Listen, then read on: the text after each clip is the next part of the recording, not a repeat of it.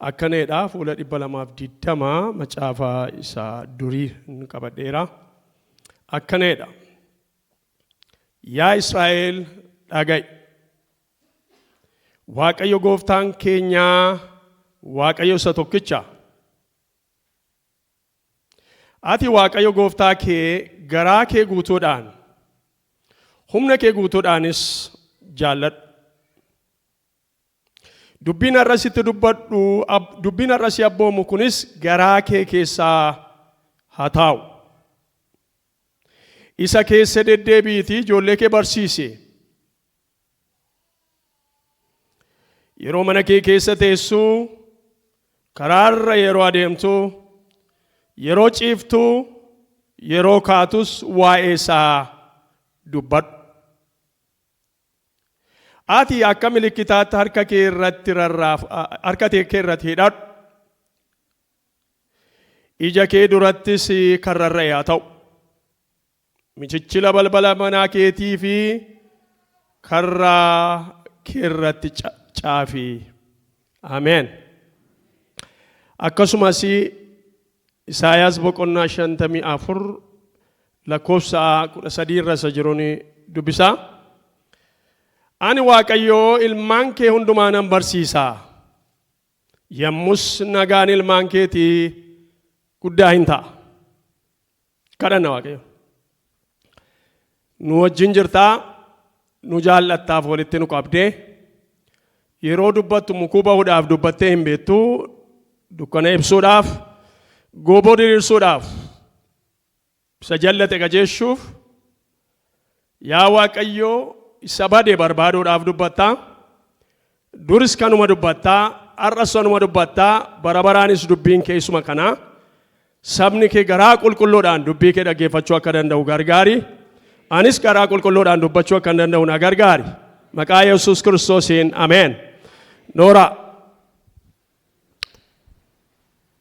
Torbanarraa xinnoo ishee sa'aatiin koo deemeera. Booddee gara garasiitti yoon irraa boccokadhe nu turse naan hin jedhina. Torbee akkuma mata duree ani Waaqayyo ilmaan kee nan barsiisaa jedhu irratti walii wajjiniin dubbannee turre. Yeroo gaarii qabaannee dheena mana. Har'a xinnoo ishee namoonni yaada babbal'aa yaada guguddaa kaaste garuu irra fiiddee kan jedhan saabii turanii fi dhuguma mata duree baay'eedha. Iddoo tokkotti mata duree baay'ee walitti qabuun xinnoo nama dhuguma jeeqa. Kanaaf xinnoo ishee torbee namoota hin jirreedhaaf yookaan namoota as hin turreef yookaan namoota har'a miidiyaa irraa sireef warra dhaggeeffataniif isheen xinnoo keessa daqiiqaa muraasaaf hin deebi'a. Isa booddee dubbii har'aa nu hafee amma tokko irratti dubbannaa jechuudha. Akkuma jedhee iddoo lamaan kana macaafa seera keessa deebii boqonnaa 6 lakkoofsa 4-7 akkasumas Isaayaas boqonnaa 54 lakkoofsa 13 dubbisee torbanarraas as keessatti qabxii guguddaa lama kaaseen ture. Innis maa'eedhaa barsiisi baay'ee barbaachisaa ta'uusaa irratti walii galleerra. Inni lammaffaa barsiisa duwwaa otoo hin ta'in barachuun immoo baay'ee barsiisicha caalaa baay'ee barbaachisaadha. Barsiisa inni ta'e hafuurri qulqulluun yeroo hundumaa nu wajjiniin jira. Barataa inni ta'e barataan immoo barbaachisaadha jechuudha. Nuti yeroo hundumaa argamu otoo hin ta'in hafuura qulqulluu isa barsiisutu argama yeroo hundumaa. Kanaaf barsiisichi jiraachuurra barataan jiraachuutu irraa baay'ee barbaachisaadha jechuudha. Itti dabalee qabxii lamaan tokko waan biraa waan kaase waan nama dubbise keessatti tokko nuyi waan gochuun nurra jiru dubbata iddoon kuni nuyi maal gochuun nurra jira dubbiin har'asitti dubbadhu kuni garaa kee keessa haa taa'u. Irra deddeebii ijoollee kee barsiisi. Waaqayyo waaqa jiraataa garaa kee guutuu yaada kee guutuudhaan jaalladhu. Akkasumas michichila balbala keetiitti hidhadhu seera koo karaa kee irratti, ulaa kee irratti, garaa kee irratti, harka kee irratti, morma kee irratti rarraafadhu jedha. Waaqayyo nuuf rarraasu dubbisa. Kan nurraa cirantu numan qaban sababii ta'eef. Maqaa Yesuus Kiristoosiin karaa keenyarra gubanii balbala keenyaa yaada garaa keenyaaf laphee keenyarra dubbii Waaqayyo inni jiraataan haa jiraatu. Dubbiin kana ala ta'e hundumtuu garaa keenya gadhiisee haa deemu amma. Ameen haa deemu. Nuun furuu, nun jiraachisu, mana nuun ijaaru, jireenya nuun kennu, jireenya bara baraa nuun kennu saabiteef hadhaa ormi facaase hundumtu maqaa Yesuusiin hangalagalee haa ta'u. Ameen jedhu sabii kun. Garaan saba Waaqayyoo kan qulqullaa'e haa ta'u. Itti aansee rakkoon ijoollee irra ga'uu karaa sadii akka irra ga'uun isinitti himee babal'aadha. Mana keessanitti babal'ifachuu hin dandeessu. Mana keessanitti irratti dubbachuu hin dandeessu. Inni tokkoffaan karaa mootota ormaa, karaa Fariyoon. Kakuu haaraa keessatti yeroo dhufnu karaa warra akka Heroodis fa'a. Mootota jalloo, mootota dhiiga dhuganii baran, mootota nama cabsanii bulchan, mootota yeroo namni dhiphatu jaallatan. Karaa isaanii ijoollee keenyarraa balaa ga'aa turen dubbadhe. Inni taanu karaa saba Israa'el bara duriiti. Egaa kakuu moofaa keessaan fuudhee dubbadhe saabiteef sabni Israa'el waaqa tolfamaa wajjin walii galuudhaan akkamittiin akka ijoollee isaanii qalaa turan. Waanuma argan ho'isuudhaan isuma isaanitti fakkaate kana fakkaatanii buluudhaan ijoollee isaanii gorra'an gadi baasanii. Inni sadaffaanii karaa mootota ofii isaanii. Amma warra Fariyoon hin dubbachaa jiramanii yookaan immoo Heroodisiin yookaan mootota warra adda addaa utuu hin ta'in mootota isaan kaafatan warra akka Minaasee, warra akka Ahaaz, warra akka Yooftaa'e warra ijoollee isaanii qale. Seenaan isaan hin irraanfatu. Isaan erga du'anii waggoota 5,000 ta'aniiru. Seenaan har'ayyuu isaaniin arraba koo keessaan, arraba keessan keessaan isaan waqqasaa jira. Namni dabaa hojjetu, namni hamaa hojjetu, namni waan gaarii yaanne yeroo hundumaa seenaansa akka gadheetti lafarraan badu. Namni waan gaarii godhu, namni namaaf ho'u, namni namaaf jiraatu, namni waaqaaf jiraatu seenaansaa gaarummaadhaan hin du'u. Seenaan hin du'u. Kan siyaasaas haa ta'u, kan hawaasaas haa ta'u, kan amantiis haa ta'u seenaan jiraatee hafa. Seenaa gaariin hin jiraata. Seenaa fokkisaanis hin jiraata. Ahaabiin har'a yeroo dubbatan Ahaaz ijoollee qaluudhaan beekama. Seenaan Minaasee isa Dabraan hojjete hin beekamu ijoollee qaluudhaan. Yooftaa'een intala isaa qaluudhaan beekama. Waan baay'ee hojjeteera ta'a. Waan baay'ee godheera ta'a. Seenaa keenya Waaqayyoo ishee tokkitti nuyi balleessineen hin xumurin.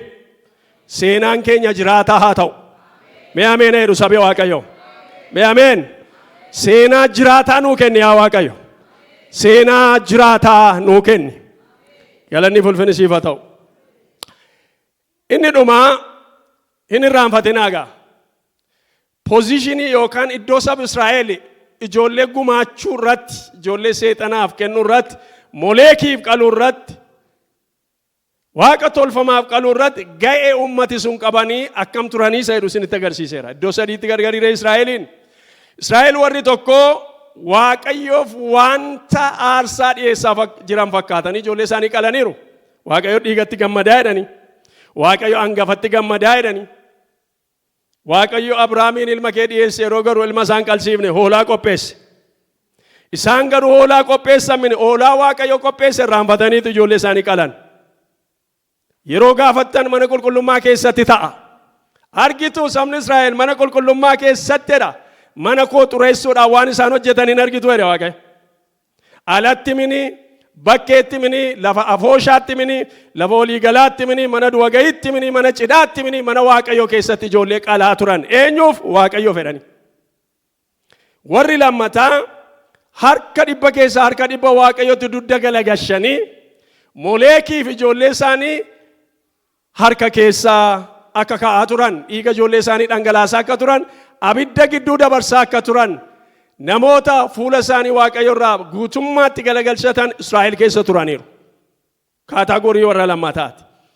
Warri sadaffaa nungashuu jedhan. Abbaan fedhe haa qalu, abbaan fedhe haa dhiisu. Baruma isaatii, yerooma isaatii kunoo Israa'el qalaa jira, kunoo warri waan fedhe qalaa jira. Nuyi xiqqoodha maal dubbachuu dandeenya jedhaniidha. Fuula isaanii galagashanedha. Isinii dubbiseera torbe. Warra fuula isaanii galagash. Warra dhimma hin qabneedhaan Leewwota boqonnaa 20 lakkoofsa 4-5 dubbistaattan isin argattu.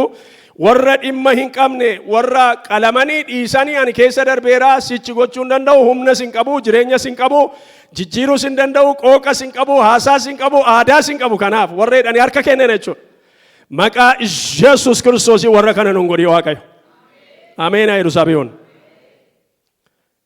Achumaan waa'ee Museen kaasee waa'ee armee Musee kana namoonni baay'ee natti dudubbataniiru.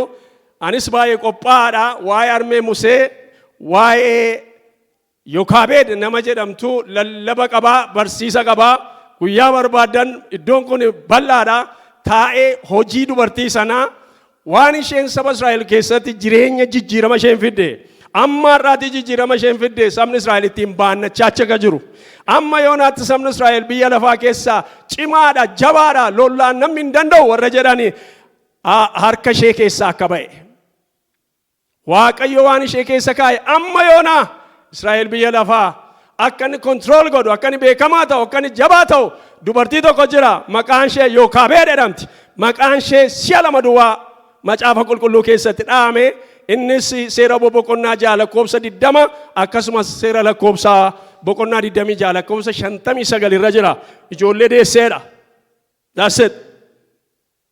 Ijoollee deesse. Utuu akkas ta'e harmeen koo yoo baay'ee lallabamoo jechuun sababii 8 da'aniif. Harmeen Musee isheenis Amraam nama heerumtee maqaan mucaa isheetii Arooniin Museedha jedhanii jalqaba. Seera lakkoofsa boqonnaa 26 lakkoofsa 59 irraa Amraam Ikaaboodiin hin fuudhee isheenis Arooniin Museedha Miiriyaamiin deesseef inni dubbiinsa. Kanaaf wanti dagatamu jira as keessa namoonni influensii gochuu danda'an waa'ee ijoollee keenyaa dubbanna namoonni sagalee qaban dubbachuu danda'an dandeettii qaban falmuu danda'an dura dhaabachuu danda'an jal'ina dura dhaabachuu danda'an baay'ee qabna. Maal naa godha seenaan isaa yoon godhes yookaan harkatti cabsu yookaan immoo bishaan isin kaasu ta'a jedhanii namoonni cal jettan misraachoon isinii qabaa. Seenaan haadha manaa harmee Musee ammayyuu jiraataadha saba Israa'el keessaa. Seenaa isin har'a gootan bara baraan jiraataa ta'a. Kaa ijoollee keenyaaf falmina. Kaa saba keenyaaf falmina. Qabna sagalee qabna dandeetti. Kanaaf isa kana maal gochuun akka nurra jiru torbee yerootti ijoollee keenyaaf kadhannu yerootti nummoo maal gochuu dandeenya. Akka hawaasaatti, akka dhuunfaatti, akka waldaatti. Akka sabaatti akka kongrigeeshinii tokkotti maal gochuu dandeenya isa jennu dhimma sirratti dubbatamuu danda'u walii wajjin hin dubbanna. Dhimma isa kaan immoo dhuunfaa keenyatti dubbanna jechuudha. Waan ani hin dubbatin darbu torbanarraa namoonni miira keessanitti dubbiin kun bu'ee garaa keessan keessa sababii jiruuf isin keessaa miira keessanitti bu'ee akka jiraattan yaada adda addaas ka'aa akka ture nan beeka maqaan Waaqayyo isa kanaaf haa eebbifamu. Dubbiin irra durbadhu irratti gaaffii yoo qabaattan yaada yoo qabaattan itti dabala yoo qabaattan yaadannoo qabadhaatii waldaan kiristaanaa sagantaa qaba isa kana bal'inaan teenyee akka mari'annuu fi pilaatfoormii adda addaas qabna sababii ta'ee fi yeroo adda addaa walii wajjin dubbachuu dandeenya sababii ta'eef yaadannoo makeessan qabadhaan isiniin jedha eebbifamaa. Yerichi gadheedha. Yerichi gadheedha. Maal jedhaa? Efesoon yeroo barreessu Phaawulos Efesoon boqonnaa 5 lakkoofsa 15 hamma 17tti waa akeekkachiisa. Yeroosis gadheedha, har'as gadheedha. Guyyichi gadhee waan ta'eef yerootu qabdanii hojjedhaa. Akkamittiin akka deddeebitan haleelladhaa ilaalaa malee gowwootan ta'inaa. Akeeki Waaqayyoo fedhi Waaqayyoo maal akka ta'e addaan baasaa baraa. Maaliif akka jedha? Bal'isee on kana irratti dubbadhu illee ta'e Efesoon boqonnaa 2 lakkoofsa 2 yeroo dhattan sababii Phaawulos yerochi gadheedha jedhuuf immoo kaa'eera. Irra deebi'ee hubachiisuudhaaf boqonnaa 5 irratti dhaqee irra deebi'a. Akkasidha nan dubbisa. Hafuurri hamaanii amma namoota Waaqayyoof hin abboomamne gidduutti hojjetaa jira. Ammayyuu. Maal jedhee isaanitti maa nuyi cubbuu keenya warra fagaanne warra banne turre warra cubbuu keenya Waaqayyo irraa fagaannu turre Waaqayyo garuu karaa ilma isaa Iyesuus Kiristoos keenyan diinummaa gidduu keenya diige warra mana tokko warra maatii tokko nu godheeraa jedhee dubbata. Haa ta'uyyuu maleedha. Dhageeffadhaa. Haa ta'uyyuu malee hafuurichi hamaan amma namoota Waaqayyoof hin abboomamne gidduutti hojjetaa jira. Kan ammoo dogoggorinaa, kan ammoo qabadhaa, kan ammoo yaadadhaa.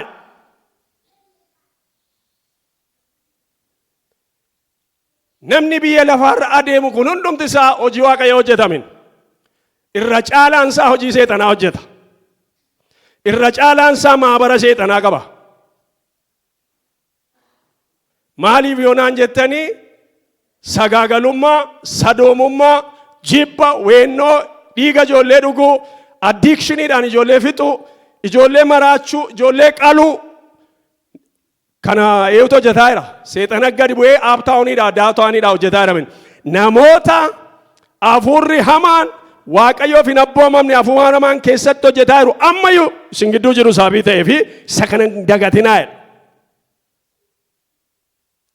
Namni hundumtuu qulqulluu miti, namni hundumtuu Waaqayyoof abboomamaa miti. Kanaaf gooftaa Yesuus Kiristoos yeroo dhufutti nama qajeelaa tokko illee nan argadhaa laataa jedha. Har'a garuu ati hamaadhaa inni namatti himnaan namni sun yoo nun kasasullee ta'e nu jibba. Ati cubbamaadhaa jedhee namatti himnaan maal abbaa keef nan kadhadhaa nan dhufa waldaa jedha. Self defense godha namni. Misraachoon isinitti hima nama biyya lafaarra deddeebi'u keessaa poointii xinnoodha kan Waaqayyo bulee jiraatu. Akka ta'e ana beekamin isin beekamin Waaqayyo beeka. Ameen. Kanaaf hojiin jal'inaa karaa namootaa ta'aa jira jedha Phaawulos. Inni keessaa baane baay'ee kan isin dhibu waan jedhu isinitti hima. Efesoon boqonnaa 2:3 irraa nu iyyuu isaan gidduu jiraachuu keenyaanii abaarsa jala galfamnee turreedha. Isaan gidduu jiraachuu keenyaan ilaaluu keenyaan nannanuu ta'uu isaatiin isinitti himam. Meemee namoonni waggaa 10 dura addana turtan waa'een sadoomummaa yeroo isinitti ka'u dur maal gootu?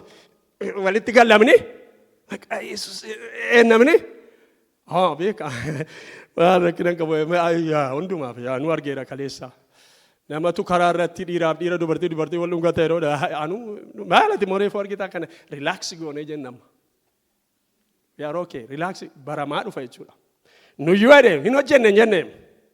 Hin hojjenne dhotuun ta'in isaan gidduu jiraachuu keenyaani nuyyuu abaarsa jala gallee turreedha. By looking at them. By not commenting. Commentii otoo hin godhin. Akkuma achi ilaallee riilaaksii gochuun isin hin suukaneessu amma si'an. Isin suukaneessa akka durii nama suukaneessu. It is common. Seexan immoo eessaan qabateera beektu ijoollee qabate dhala keettan goota. Waan dhalli kee jaallatan jaallataa. Karaa inni dhufu argita jettu. Ofirraa kuttee gattaa'edha. Namoonni baay'een otuu jal'inaan mormanii otuu adikshinii mormanii otuu sodomummaadhaan mormanii gaafa ijoolleen isaanii keessa lixan ijoollee dudduuba goranii deeggaruu gargaaru. Waaqayyo sila naa kenne ofirraa kuteen gataadha. Rakkisaadha dubbichi. Karaa qabatu beeka. Maqaa Yesuusiin ilkeen seexanaa ijoollee keenya irraa haa ka'u. Ameen jedhu sabii kun. Ilkeen seexanaa ijoollee keenya irraa haa ka'u. Karaa nu qabatu beeka. Waan tokkoon isinitti hima. Jabaan nu keessan jiru jabaa Waaqayyoodha. Mee ameen. Mee nama jabaa tokko nama ijoollee guddifachuu dadhabeen isinitti agarsiisa. Laafaa ta'ee mini, nama xinnoo ta'ee mini, nama beekumsa xinnoo qabu ta'ee mini, nama bulchiinsa hin beekne ta'ee mini. Eelii namni jedhamu luba tureedha. Macaafaa Saamu'eel isa duraa boqonnaa 2 lakkoofsa 11 irraa boqonnaa 1 lakkoofsa 9 irraa Eeliin eewu ture? Luba tureedha mee? Luba ture. Eeliin luba ture. Eeliin abbaa firdii tureedha. Eeliin abbaa firdii ture. Saamu'eel isa duraa boqonnaa 4 lakkoofsa 18 irraa Israa'eliin waggaa 40 ol abbaa firdii ta'ee geggeesseedha. Kan isin immoo akkas jedha dubbii sagalee Waaqayyoo paaraadoksii waanta ta'e. Eeliin jedha Saamu'eelin sirriitti akka guddisee dubbita dubbii Waaqayyo. Saamu'eel Eelii jalatti guddate. Karaa Saamu'eel hin amatamu Eeliin. Karaa Saamu'eel hin amatamu. Garuu ijoolleen Eelii warra dhimma hin baasne turanidha. Argitanii kan ofii nama dhibaa. Kan ofii rakkisaadhaam. kan ofii rakkisaadha. Arguu dhiise mingameef akka godhu dhabe malee. Saamu'eelin sirriitti guddisee ijoolleen Eelii garuu Waaqayyoon kan hin beekne minaamintee turanidha. Akkasumaan turanidha. Isinitti hima paradoksii jiru wanta wal bira hin adeemne tokko isitti agarsiisa. Fakkeenyaaf macaafa Saamu'eel isa duraa boqonnaa 3 irraa boqonnaa 1 lakkoofsa 3 irraa ijoolleen Eelii luboota turanidha. Boqonnaa 1 gadi siqee 2:12 irraa ijoolleen Eelii garuu Waaqayyoon hin beekan turanidha. Dhageeffadhaa sabaa. Lubi Waaqayyoon hin beekne har'a biyya lafaarra. Lallabaan Waaqayyoon hin beekne jira. Raajiin Waaqayyoon hin beekne jira. Faarfataan Waaqayyoon hin beekne jira. Don't be surprised. Don't be surprised. Dhimmisaa koolaarii hidhachuu miti yookaan wayyaa uffachuu miti yookaan lallabuu miti yookaan Waaqayyo macca akkaseedhaa miti. Waaqayyo ijoolleen Eelii kan isaan Israa'el biratti beekaman they were priests. Ijoolleen Eelii luboota turanidha. Garuu ijoolleen Eelii Waaqayyoon hin beekan turanidha. Maqaa Yesuusiin kun irraa haa galagalu.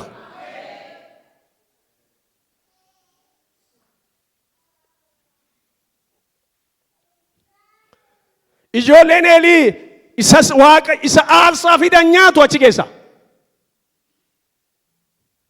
Isatti hin bu'inaa jedhanitti bu'u. Isa dabraa isiniif safuudha waan baay'ee hojjetu. Ijoolleen Eelii luboota turani. Ijoolleen Eelii garuu Waaqayyoon hin beekan turani. Eeliin immoo luba turee abbaa firdii ture. Keessaa fuudhan ijoolleen Eelii. Otuu abbaan hin argin warri Waaqa tolfamaatti galan ijoollee Eelii jala galaniif. Firiidemii argattaniittu luboota aarsaan isin dhufa dubartoonni isin dhufu do your best jala gugadhaa ittiin jedhan jala gugadhaa jedhan warri horii ijoollee keenyaan qabatanii nyaatan gara booddeetti dhufa jala gugadhaa jedhu rakkina keenya miti rakkina Eelii miti yeroo baay'ee lallabni Eelii irratti kan namni kuffisu he tried his best ta'uu danda'a. Garuu waan inni dogoggoree ofitti deebi'uutu irra ture. Saamu'eeliin kunuunsa irra mana qulqullummaa kunuunsu irra yeroo informationii argatu ijoollee masaa irratti investi gochuutu irra ture. Dha yaada. Kan nama dhibu yoo nagleektii godhan yoo haadhiisanii dulloomee redhees nama niisu Waaqayyo. Isa nu badhe eda'utu hin dubbisu. Eeliin yeroo marcumarraa kufee du'e Waaqayyo dha'e nama waggaa 98 turedha. Ritaayirimentiidhaan jallina keessaa ba'uun hin danda'u bara hojii keessaa bahama malee. Ameen.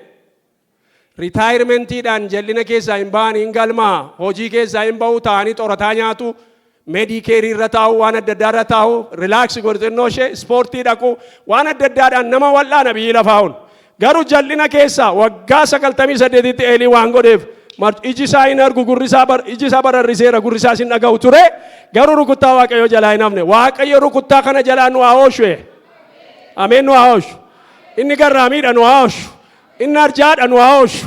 Inni nu jaallata nu haa oolchu Waaqayyo. Ansi jaabbee dulloomeera ba'a. Waan akkasii nama biratti hin kaasin. Hin jiru jaarsi 98tti qaa'edhe.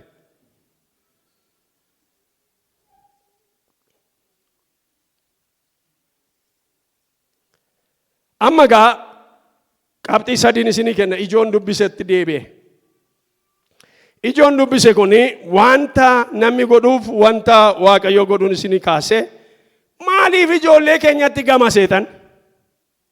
Ishee kana naa qabadhaa qabxii sadiin kana jalatti qabaa asuma dubbiseen fixa. Maaf seexanni Waaqi tolfamaan ijoolleetti gama? Maaliif Moleek ijoollee jaallatu? Maaliif Astaaroot ijoollee jaallatu? Maaliif Ba'aal ijoollee jaallata Waaqi tolfamaan? Inni tokkoffaan Waaqayyoo Waaqi tolfamaanii kan inni kana barbaaduu fi namoonnis ijoollee isaanii dabarsanii kan isaan kana kennaniif inni jalqabaa Waaqa tolfamaa gammachiisuudhaaf. Waaqi tolfamaanii waan Waaqayyo dhiisaa jedhe jaallata. Beektumni Waan Waaqayyo dhiisaa jedhee godhaadhaan immoo. Waan Waaqayyotti hin tolle jaallata. Waan Waaqayyo dhowwee jaallata. Fakkeenyaaf ijoollee aarsaa gootanii dhiyeessinaa kan jedhu yoo xinnaate si'a 5 macaafa qulqulluu keessatti barreeffameera. Isa keessaa 3 isinii kennuudhaaf Leewwota 18, Leewwota 20, Seera keessa deebii boqonnaa 12. Ijoollee aarsaa gochuun akka inni cubbuu ta'e, akka namni kana godhe saba keessaa gadi baafame akka inni ajjeefamu Waaqayyo kaa'e. Fakkeenyaaf Waaqayyo dhiiga nyaatinaa jedhe saba Israa'eliin. Maayidhaa Leewwota boqonnaa 17 lakkoofsa 10 fi 11 yoo dhattanii akkasidha. Israa'eloonniif galaan isin keessa jirtanii ijoollee dhiiga hin nyaatinaa jedhe Waaqayyo. 11 irratti maaliif akka dhiiga hin nyaatinaa jedhe agarsiisa san dubbisa. Lubbuun uumama foon uffatee dhiiga keessa waan jiruufedha.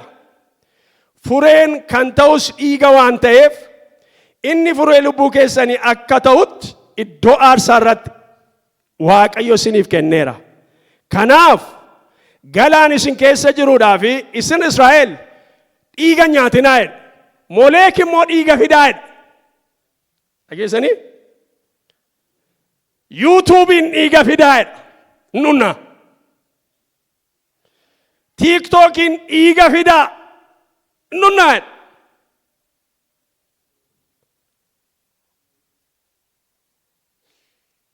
Snapchatin dhiiga fidaa jedha. Facebookin dhiiga fidaa jedha. Nummoo harkaa fuunee naggaadee taaneerra. Sababiin isaa YouTube yoo banattanii followers baay'ee qabaattan birrii xinnoon isinii dhuftu jirti. Kanaaf gadi baatanii nama abaaru isa gaarii yoo dhaggeeffata. Yoo nama asumaa bahee dhaqee karaa baatii makanaan daqiiqaa 3 nama arrabse nama 5,000 6,000 ilaala har'uma duwwaa. Yoo wangeela lallabe jooree 7 nama 200 ilaala ta'a. Maqaa Yesuusiin kun saba kanarraa haa cabu. Eenyu takka godhaa warruma waldaa keessa jiran.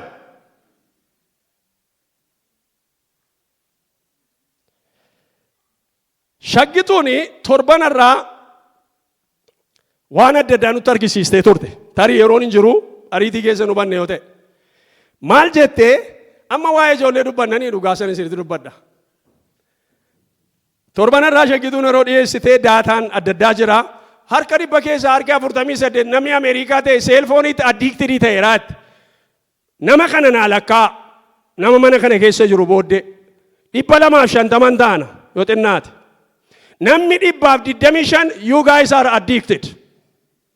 Isa kan faranjii haasofnanii yooma akka teestii kanaatti nama 250 as jiraate 120 addictedidha. Seelfoona malee sokosuu hin dandeessan.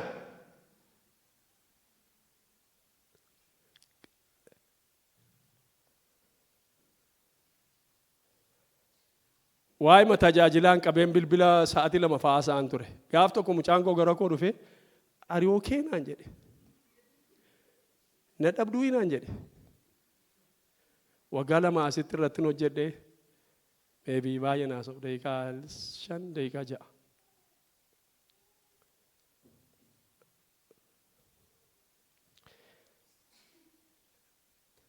Hello warri addicted taatan seelfoonatti. Amma ijoollee barsiisuu hin dandeenyu gaa. Amma isa reguleet goonutti. Amma ofii keenyaaf reguleet isa goonee seeratti baafnutti we cannot say anything.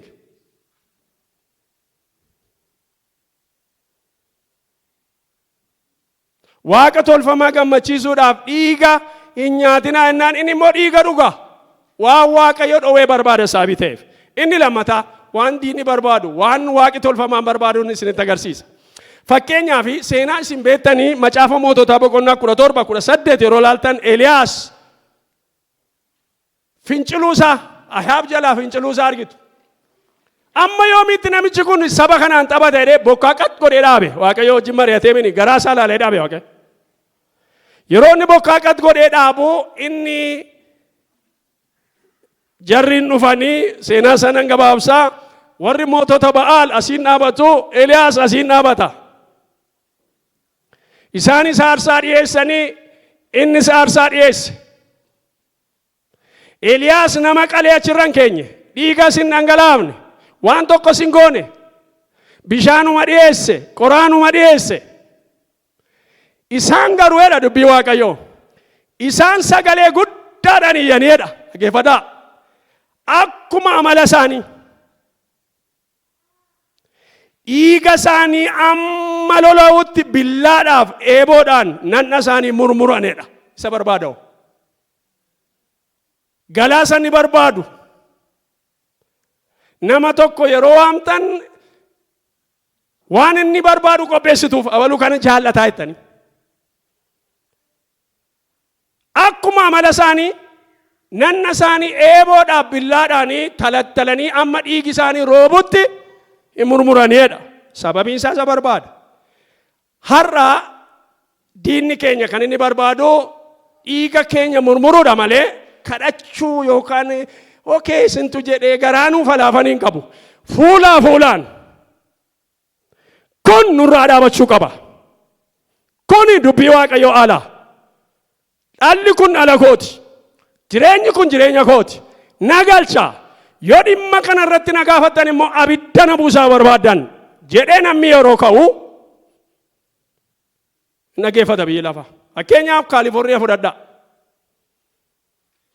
seera baasan ijoollee keenya ijoollee umurii gadi waan hin taane ittiin harcaasinaa jedhanii seera baasan fudhatame seerrisa kontiroolliidhaan machi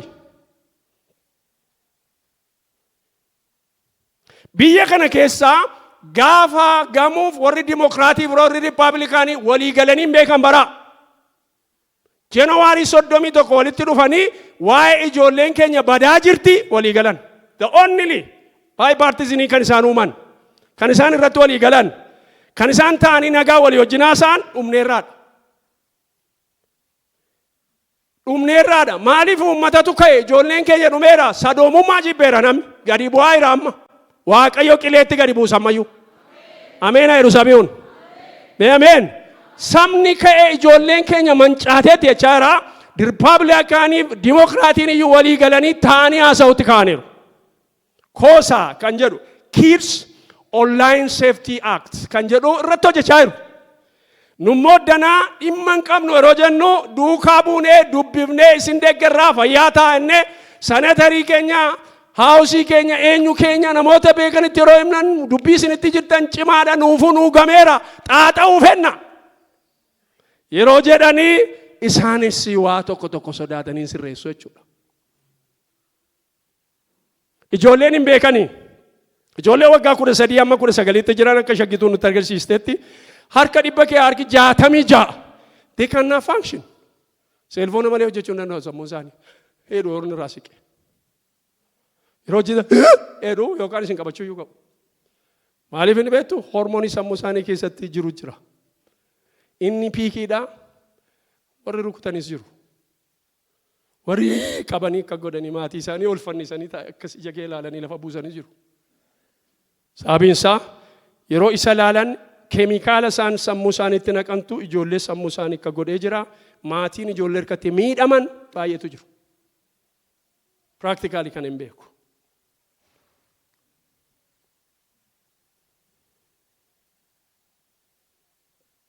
seexanni gammachiisuudhaaf foon dhiiga jaallata sababii ta'eef inni lammaffaa seexanatu gammachuu keenya hin jaallatu bara xorataa malee nu hambisuuf maqaa malee nu hambisuuf warra sanyii hin qabne nu gochuuf dhumarratti harka namaa irratti gangalannee qobaa akka duunu barbaada akka namni tokko neersin goomii dhufee nu gaafanne barbaada seetan akka abbayee koo ta'ee siree irratti haadha koo ta'ee siree irratti dhufee nu dhunganne barbaada seetan yooma dhukkuffanne iyyuu mucaa keenya nu dhungatu barbaadna yooma hospes keerii galle iyyuu yooma neersin goomii galle iyyuu akaakayyuu nu dhungatu barbaadna mucaa eessuma keenya barbaadna mucaa daadaa keenya barbaadna mucaa durbii keenya barbaadna qofaa kan gashanii nu gatuudhaaf ka'aniiru warri miidiyaa isaaniin itti gadhiifnee jennaan dubbii gadheetu ta'a maal jedhaa macaafa faarsaa boqonnaa 21 lakkoofsa 3-5tti dhaqee hin dubbisu yaada isaan isinii kenna. Ijoolleen dargaggummaadhaan argataniidha. Garaa nama ciibsiti kennaa waaqayyooti jedha. Dargaggummaadhaan ijoollee argachuun kennaa waaqayyooti. Ijoolleen waaqayyo namaa kenne akka xiyyaa harka jagnaa keessa jiruuti jedha.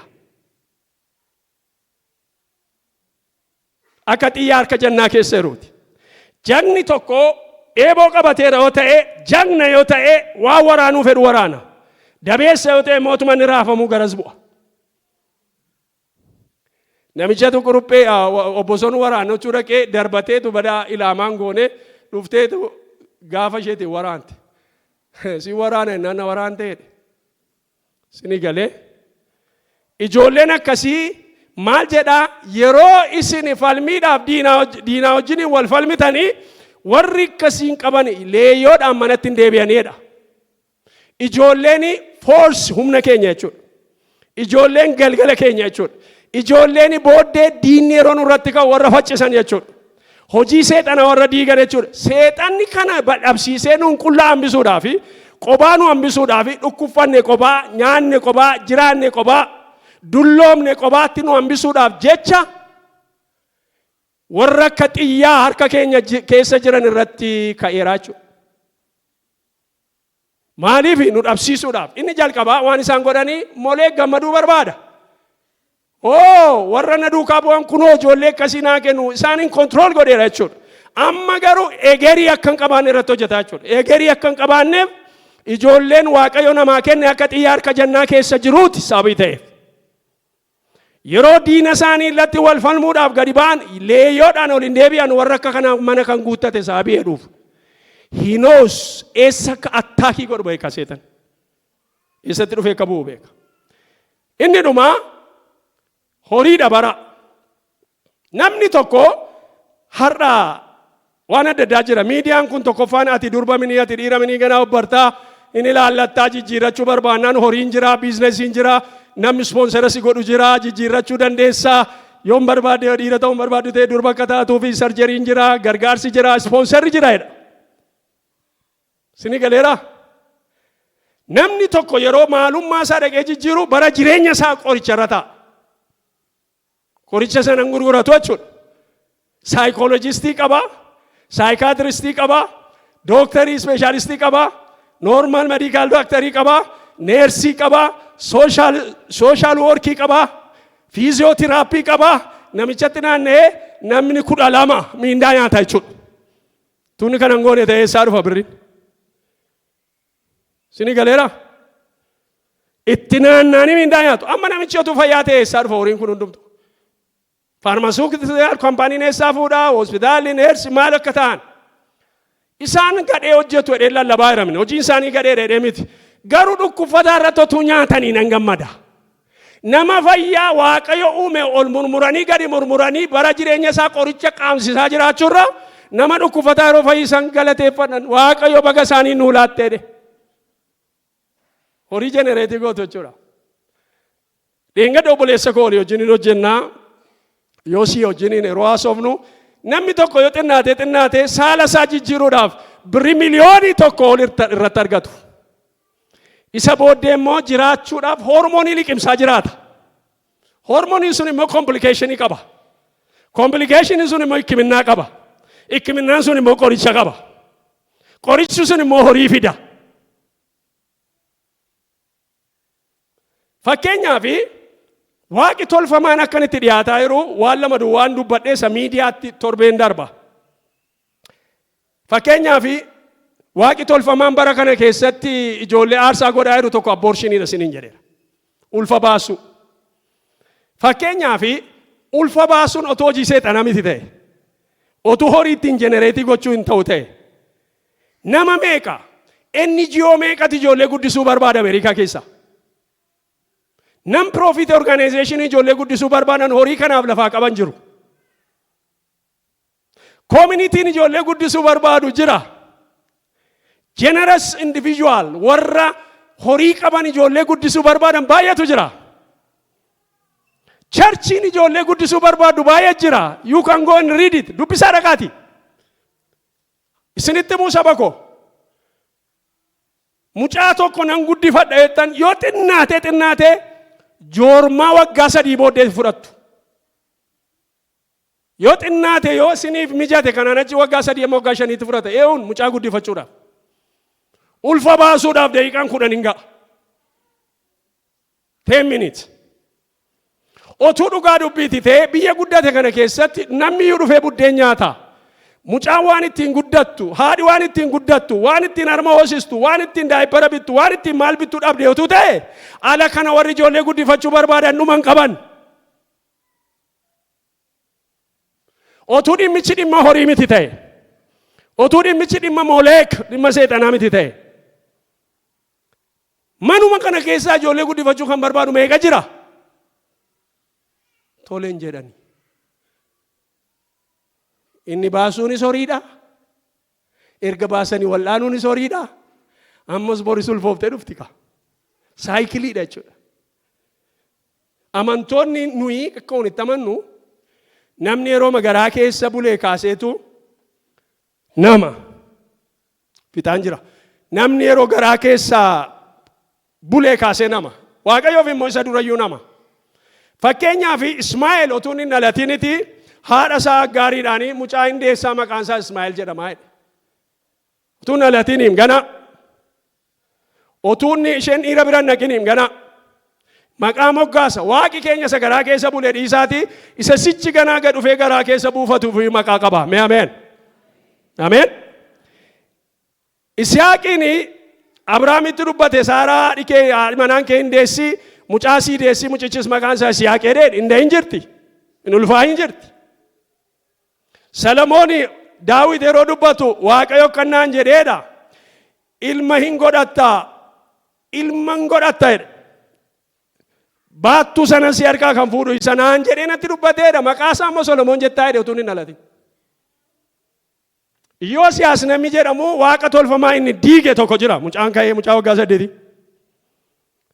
Haadha isaatti yeroo dubbatu, abbaa isaatti yeroo dubbatu, Israa'elitti yeroo dubbatu namni tokko hin dhalata inni immoo ulfina maqaa kootiif dhaabataa jedha. Hojii seexanaa hundumaa hin diiga maqaan isaa Yoosiyaas jedhame.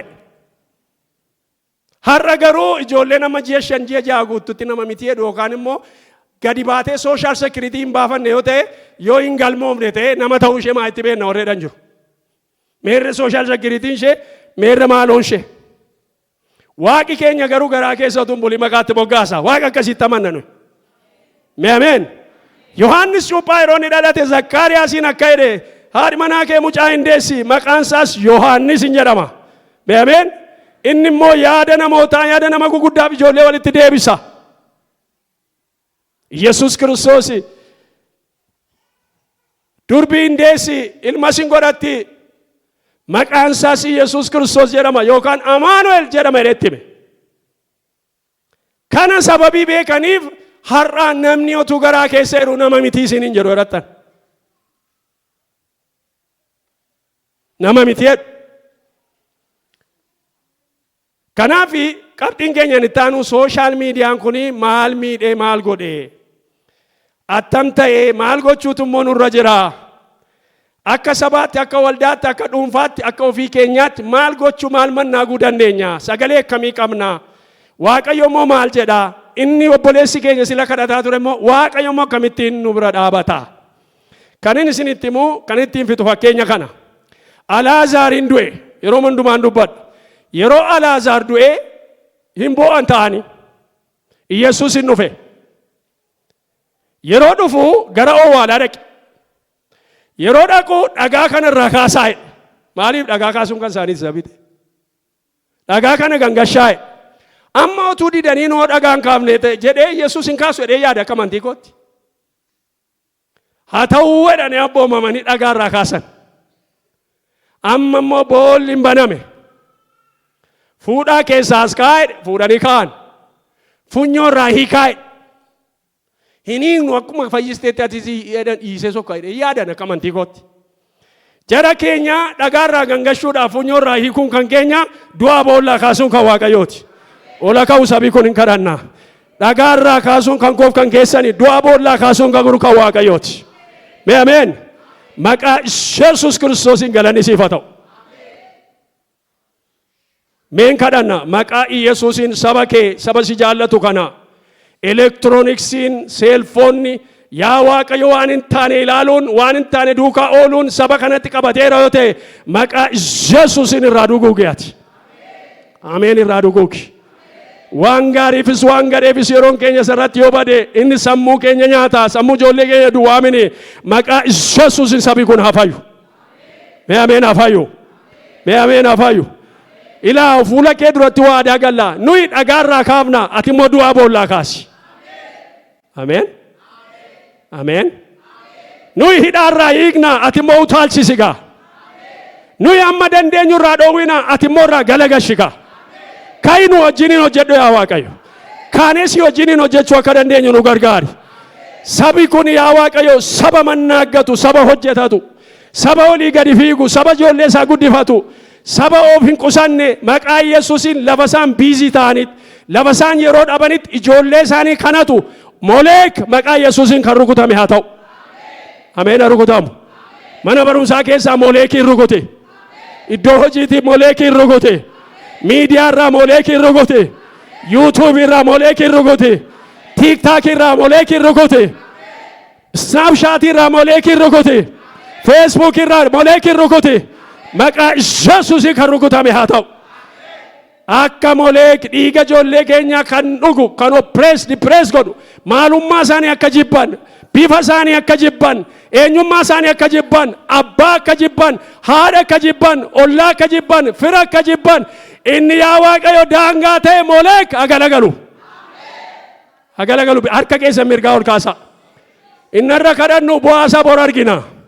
Isarra kadhannu bu'aasaa bor argina. Maqaa Yesuusin hafuura Moleek gola keenya baasi. Baasi maqaa Yesuusin. Gorduuba keenya baasi. Seelfoonii keenya keessaa baasi. Hadhaatti godhi ijoollee keenya. Na nyaachaa jirta jedhi hadhaatti godhi. Na nyaattu jedhanii seexaa argatanii. Hafuurri Waaqayyoo kana hin godhee. Hin godha hafuurri Waaqayyoo. Hin godha hafuurri Waaqayyoo. Maqaa Yesuusin nuun duras bilisa nu baasi. Ijoollee keenya bilisa baasi. Hafuurri Moleek mana keenya galagalaa jira. Hafuurri hamaan ijoollee keenya irraa galagalaa jira. Hafuurri hamaan sammuu ijoollee keenya gadhiisaa jira. Nuyi kaanee hojjenna, ati immoo nu wajjiniin ta'i. Sabni kun tokkummaadhaan kaanee irratti hojjenna. Ijoollee keenya lammii keenya oolchanna. Maqaa Yesuusin beekumsa isaa, ogummaa isaa, yeroo isaa, yaa Waaqayyo adda isaa, si'aayina isaa saba keetti dhangalaasi. Kana waan